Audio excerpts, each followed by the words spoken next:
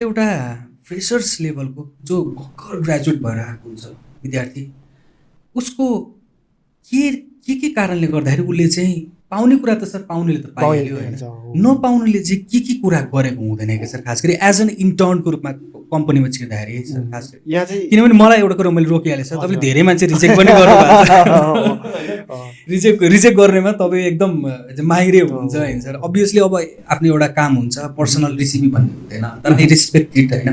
तर what is it that stops you from taking एउटा fresher to a company भनौँ न? अब यसमा चाहिँ कस्तो छ भन्दाखेरि हामीले अलिकति हेर्ने भनेको हामी जस्तै अरू कम्पनी जस्तै यसको दाजु यसको भाइ भनेर हेर्दैनौँ हामी होइन, स्पेसली म। अनि कस्तो कुराहरू हेर्छौँ भन्दाखेरि चाहिँ जस्तै हामीले हेर्ने भनेको जस्तै हाम्रो काम के छ, हामीले कुन ल्याङ्ग्वेजको लागि अथवा कुन टेक्नोलोजीको लागि चाहिँ हामीले लिँदैछौँ भन्ने कुरा हामी त्यो हेर्छौँ।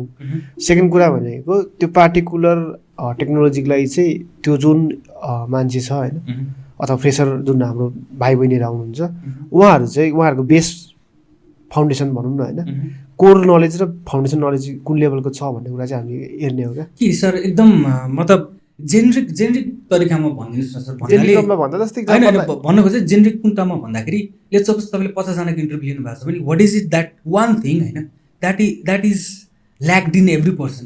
बेसिक नलेजै छैन क्या सर तपाईँको, बेसिक नलेज छैन। कस्तो देखिन्छ भन्दाखेरि अब